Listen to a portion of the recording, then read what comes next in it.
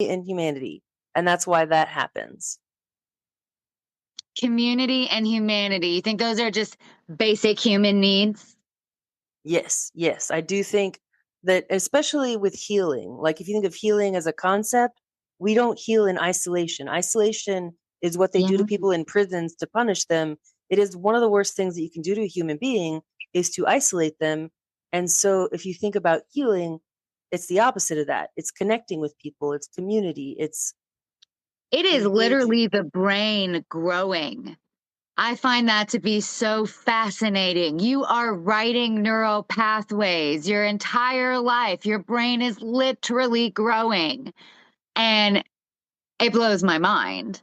I You love know, neuroplasticity. Do you know what neurologists say about neuroplasticity? let me know.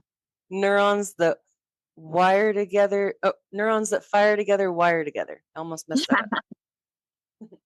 I like it. I like it. But yeah, it does. And now with the technology that we have, you can see we're able to see that. We're able to see the writing of those pathways and know so much more about how rewiring the brain is quite literally rewiring the brain, which, as you've said before on the pod to me for years and years now, it's really hard work, But worth it because but we're all worth it. worth it. Absolutely worth it.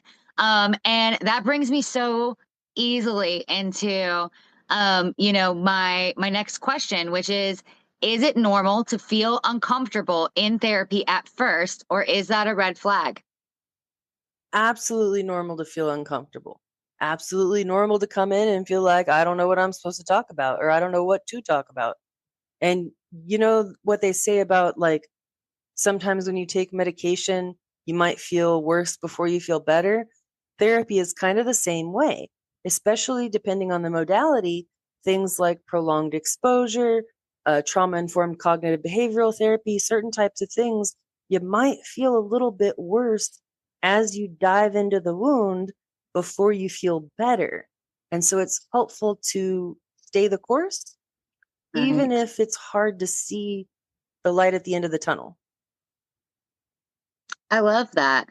I think that that uncomfortable feeling at the beginning of therapy is what drives a lot of people to avoid therapy, sometimes even for life. And I wish that we could better explain